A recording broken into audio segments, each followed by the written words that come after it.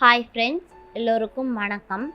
இன்னைக்கு நாம் பார்க்க போகிற கதை மாமியாருக்கு மருமகள் மீதான எண்ணம் சிறுகதை. மெயின்கேட் பஸ் ஸ்டாப்பில் சீனிவாசா நகர் வழியாக செல்லும் வயலூர் பஸ்ஸுக்காக காத்திருந்தாள் அம்சவல்லி. இரு கைகளிலும் காய்கறி பைகளை தூக்க முடியாமல் தூக்கி கொண்டு இருந்தாள்.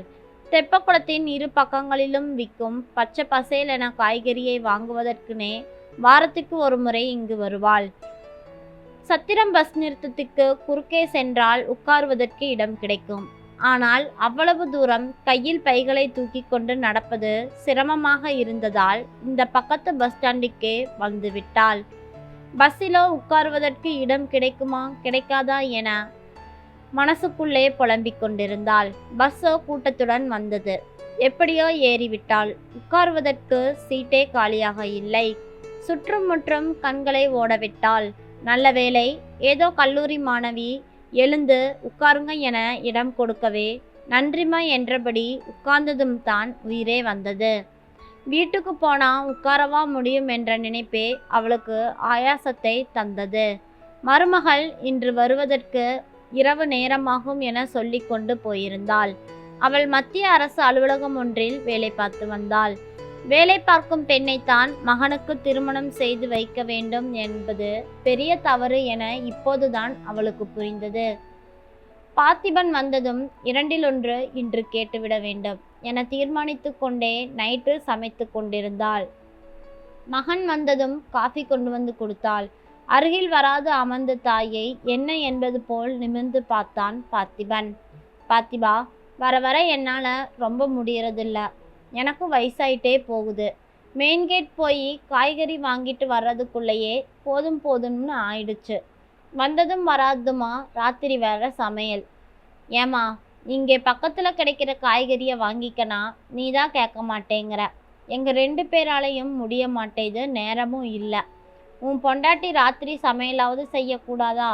எல்லாமே நானே செய்ய வேண்டியதாக இருக்குது. முக்காவாசி நாள் அவள் வீட்டுக்கே லேட்டாக தான் வரான் என்று புலம்பினாள். அதுக்கு என்னம்மா பண்ணுறது? ஆஃபீஸுக்கு போகிற பொண்ணுனா அப்படித்தான். நீ தான் வேலை பார்க்குற பொண்ணா இருந்தால் தான் இந்த காலத்தில் சமாளிச்சுக்கலாம்னு பார்த்து பார்த்து கல்யாணம் பண்ணி வச்ச. இப்போ இப்படி புலம்புற, எப்படிம்மா சமாளிக்கிறது? அதுக்காக எல்லாமே மாமியாரே செய்யட்டும்னு விட்டுவிட வேண்டியது தானா? நான் என்ன சின்ன பொண்ணா? அவள் செய்கிறேன்னு சொன்னால் நீ தான் விட மாட்டேங்கிறியாமே. அவள் செய்யறது உனக்கு மனசுக்கு பிடிக்கல, அதனால தான் அவள் எல்லாத்துலேயும் ஒதுங்கிக்கிறா. பரவாயில்ல அத்தை, நானே பார்த்துக்கிறேன், நீங்கள் உட்காருங்கன்னு சொல்லி அவள் செய்யணுமா இல்லையா? அம்மா எந்த நேரத்தில் எப்படி பேசுவாள் என்று அவனுக்கே புரியவில்லை. இன்னைக்கு லட்சுமி வந்ததும் நானே அவகிட்ட சொல்லிடுறேன் என்றான் பார்த்திபன். நீயெல்லாம் ஒன்றும் சொல்ல வேண்டாம்.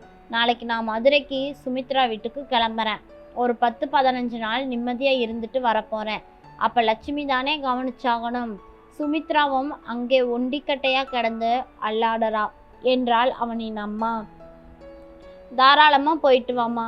15 நாள் என்ன, உனக்கு எப்போ வரணும்னு தோணுதோ அது வரைக்கும் இருந்துட்டு வா என்றான் பார்த்திபன். அன்று இரவு மனைவி லட்சுமி வந்ததும் விஷயத்தை சொன்னான். அதனால் என்னங்க, அத்தைக்கும் பாவம், எங்கே ரெஸ்ட் கிடைக்குது? வேலை சரியாகத்தான் இருக்குது. இப்படி கட்டாயமாக ரெஸ்ட் எடுத்துக்கிட்டா தான் உண்டு. நாம் எப்படியாவது சமாளிச்சுக்கலாம் என்ற லட்சுமியை பொறுமையாக பார்த்தான் பார்த்திபன். மறுநாளே அம்சவல்லி மதுரைக்கு கிளம்பி விட்டாள். சுமித்ராவின் வீட்டுக்கு சென்றடைந்தாள். அவள் மாமனார் பாலன் கிரைண்டரில் மாவு அரைத்து கொண்டிருந்தார். பேரன் குமார் வெளியில் விளையாடி கொண்டிருந்தான். அடடே, வாங்க சம்பந்தி, என்ன இவ்வளவு தூரம்? மாவு அரைத்த கையுடன் வந்து உபசரித்தார் பாலன். வாங்கி வந்து, சுமித்ரா வீட்டில் இல்லையா? நீங்கள் போய் கிரைண்டரில் மாவு அரைச்சிக்கிட்டு. அதனால் என்ன சம்பந்தி, நம்ம வீட்டு வேலையைத்தானே செய்கிறோம். சுமித்ரா லேடிஸ் கிளப் ஃபங்க்ஷன் ஏதோ இருக்குன்னு வெளியில் போயிருக்குது, கொஞ்ச நேரத்தில் வந்துடும். ராத்திரி அதுதானே வந்து திண்டாடணும். எனக்கு பொழுது போன மாதிரியும் இருக்கும். அதுக்காக ஆம்பளை நீங்கள் போய் இதெல்லாம் செய்யணுமா? நம்ம வீட்டு வேலையை செய்யறதுல ஆம்பளை என்ன பொம்பளை என்ன? மத்தியான வேலையில் பொழுது போகாமல் திண்டாடிட்டு மருமக லேடிஸ் கிளப்பு போகட்டுமா மாமான்னு கேட்டுச்சு. போயிட்டு வாமான்னு அனுப்பி வச்சேன். இருங்க, காஃபி கலந்து எடுத்துட்டு வரேன் என்றவாறு கையை அலம்பிக் கொண்டு வந்தார் பாலன். அம்சவல்லிக்கு ஆச்சரியமாக இருந்தது. நீங்க பேசாம உட்காருங்க, நானே போய் கலந்து எடுத்துக்கிட்டு வரேன். சமையலறைக்கு சென்று 2 டம்ளர்களில் காஃபி கலந்து கொண்டு வந்து கொடுத்தாள். உங்களை வேலை செய்ய விட்டுட்டு அவ எதுக்கு வெளியே போறா? காஃபியை எடுத்து உறிஞ்சியவாறு கேட்டாள் அம்சவல்லி. இதுல ஒன்றும் தப்பில்ல சம்மந்தி. அவ போனதுக்கு அப்புறம் அதுதான் என் பொண்டாட்டி, எங்க வீட்டு அம்மா. அவங்க இல்லாம சும்மாவே உட்கார பிடிக்கல. வயசாக ஆக பாருங்க, சும்மா உட்கார்ந்தா சோம்பல் ஜாஸ்தியாகும்.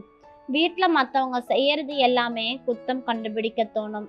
நம்ம மனசு இருக்கே, அது ஒரு குரங்கு மாதிரி நிமிஷத்துக்கு நிமிஷம் தாவிக்கிட்டு மாறிக்கொண்டும் இருக்கும். ஏதாவது வேலையில முழுங்கிட்டோம்னு வைங்க, வேற எதுக்கும் நேரம் இருக்காது பாருங்க. சுமித்ராவுக்கு என்ன வயசு? சின்ன வயசு தானே.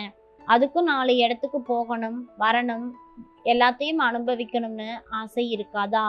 நாமளும் அந்த வயசை தாண்டி வந்தவங்க தானே சம்பந்தி என்று கேட்டபடி பேரனை அழைத்து அவனுக்கு பழத்தையும் பிஸ்கட்டையும் கொடுத்தார். நம்ம பேரப்பிள்ளை இருக்கானே, எல்லாத்தையும் நாம பார்த்து பார்த்து கொடுக்கணும், இல்லைனா ஏமாத்திப்படுவான். அம்சவல்லி மலைத்து போனாள். இரவு சுமித்ரா வீடு திரும்பியதும் அம்மாவின் திடீர் வருகையை பார்த்து ஆச்சரியமடைந்தாள். சுமித்ராவின் கணவனும் வியப்போடு கேட்டான், என்ன அத்தை, சொல்லாம திடீர் விசிட்? ஒண்ணுமில்லைங்க மாப்பிள்ள, ஏதோ திடீர்னு உங்க எல்லாரையும் பார்த்துட்டு போலாம்னு புறப்பட்டு வந்தேன் என்றாள். 15 நாள் இருந்துட்டு தான் போகணும் என்று உபசரித்தான் மாப்பிள்ளை. இரவு வேலை முடிந்ததும் அம்சவல்லி மெதுவாக சுமித்ராவிடம் கேட்டாள், ஏன் சுமித்ரா, உன் மாமனார் வீட்டுல எல்லா வேலையும் செய்வாரா என்ன? ஆமாம்மா, அவர் மட்டும் இல்லைனா எனக்கு ரொம்ப திண்டாட்டம் தான். மாமியார் இருந்தா எப்படி செய்வாங்களோ அப்படி பார்த்து பார்த்து செய்கிறார். காய்கறி நறுக்கிறதிலிருந்து பேரப்பிள்ளையை பார்த்துக்கிறதுல எல்லா வேலையும். வெளியில போக வர எனக்கு சர்வ சுதந்திரமும் உண்டு. உண்மையிலேயே நான் ரொம்ப கொடுத்து வச்சவதாமா என்ற மகளை மகிழ்ச்சியுடன் பார்த்தாள் அம்சவல்லி. மறுநாள் அவர்களின் வலுக்கட்டாயத்தையும் மீறி வீட்டிற்கு கிளம்ப தயாராகிவிட்டாள். பஸ்ஸில் வரும்பொழுது அவள் மனதில் தடையில்லாமல் எண்ணங்கள் புரண்டன. சுமித்ராவோ வேலைக்கு செல்லாதவள். அவளுக்கே அவள் மாமனார் இவ்வளவு உதவிகளை தானே மனப்பூர்வமாக செய்யும் பொழுது வேலைக்கு போய் உழைத்துவிட்டு ஊதியம் கொண்டு வரும் தன் மருமகளுக்கு எவ்வளவு உதவிகள் செய்ய வேண்டும்? அதுவும் அவ்வளவு பணிவான பெண்ணுக்கு. எல்லாமே நம் எண்ணங்களின் வக்ரம் தான். சுமித்ராவின் மாமனார் சொன்னது சரியாகத்தான் இருக்குது போலவே என்று மனதிற்குள்ளே எண்ணிக்கொண்டு வந்தாள். 10-15 நாள் கழித்துதான் வருவேன் என்று கிளம்பியவள் மறுநாளே புறப்பட்டு வந்து நின்னதும் மட்டும் இல்லாமல் சமையல் அறைக்குள் நுழைந்து அவர்களுக்கு வேண்டிய அனைத்து சமையல்களையும் தானாக செய்து கொண்டிருந்தாள். அதை கண்டு காரணம் புரியாமல் விழித்தனர் பார்த்திபனும் லட்சுமியும். என்னம்மா திடீர்னு இப்படி? போயிட்டு 15 நாள் இருந்துட்டு வரேன்னு சொன்னியே என்று கேட்கவும், இல்லடா, அங்க போய் தான் யோசிச்சு பார்த்தேன். மாசம் சம்பளத்தையும் குடும்பத்துக்கே செலவு பண்ணிடுறா. நான் வீட்டில் சும்மா தான் இருக்கேன். நானும் கிளம்பி வந்துட்டா வேலை செஞ்சுட்டு வேலைக்கு போறவ கஷ்டப்படுவாளே என்று அவ பாவம் என்று நினைத்து கொண்டு கிளம்பி வந்து விட்டேன் என்று சொன்ன மாமியாரை பாசத்தோடு அணைத்து கொண்டாள் மருமகள் லட்சுமி. என்னதான் மருமகள் மீதான கோபம் கொண்டு மக வீட்டுக்கு சென்றாலும் அங்கு மகளின் மாமனார் மகளை பார்த்து கொண்டதன் விதமாக இவளின் மாமியார் கிளம்பி வந்துவிட்டாள். மருமகள் மீது பாசம்தான். இந்த கதை பிடிச்சிருந்ததுன்னா மறக்காம லைக் பண்ணி நம்ம சேனலை சப்ஸ்கிரைப் பண்ணி உங்களோட ஆதரவு கொடுங்க. தேங்க்யூ.